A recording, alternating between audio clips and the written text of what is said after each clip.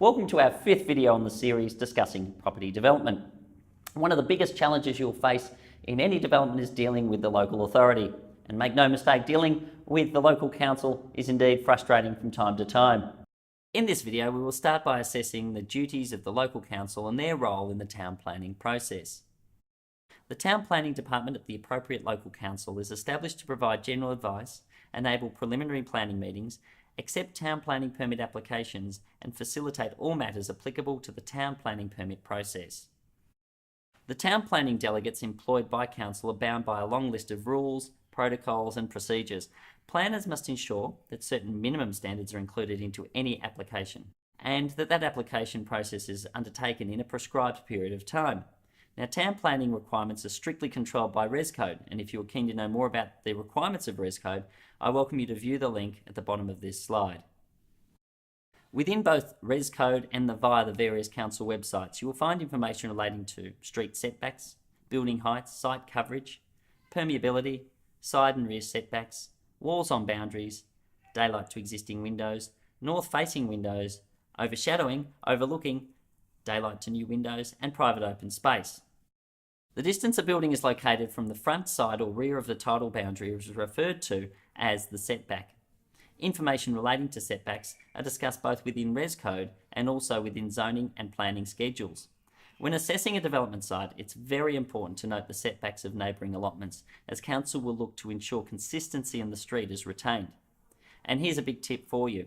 It's certainly well worth learning how to do a preliminary sketch of the proposed site, like the one shown on this slide, noting as many measurements as possible. This will be valuable for you when you communicate with your architect or draftsperson. In fact, they'll love you for it. One of the biggest mistakes first-time developers often make is failing to check the location of various assets such as trees, power poles and fire hydrants located along nature strips. Some development sites become impossible to develop as a direct result of trees, bus stops and large power poles being on that nature strip. A number of years ago, I was forced to pay over $20,000 to move a pole about 400 millimetres. Fortunately, I had allowed this in the feasibility. Maximum building height specifications are noted in both zoning and schedule information for each property. Council will also refer to the existing neighbourhood streetscape. Within most suburban localities, councils will restrict building height to only 2 levels. Overshadowing and overlooking will also be considered when assessing an application. Typically, each level is required to be recessed to its smaller form when compared to the level below it. In other words, each level you go up, the smaller that floor area becomes. Private open space relates to the amount of available space each dwelling is required to have as a private courtyard or open space. Res Code specifies a minimum of 40 square metres of private open space per dwelling. However, a majority of councils require considerably more. These requirements are commonly noted within the zoning schedules, and these schedules are available from council and also online. Let me tell you about the biggest trap for first-time developers building 3 or more units. It's what's often referred to as the private open space contribution. Now, I'm going to read this slide as it's critical that you remember this information. When 3 or more units are planned for a site, an additional fee is often required by the local council. This amount is generally based on a percentage of the land value. A valuation is undertaken by council whereby each site is valued independently on a per-site basis. If an existing property is involved within the development, this property too is subject to the contribution. The percentage often rises in accordance with the number of properties planned for the site. One council in Victoria enforces a rate of 8% of land value. A common fee is between 2 to 5%. Before you undertake a development that's affected by the private open space contribution, please ensure that you are familiar with the specific percentage that particular council enforces.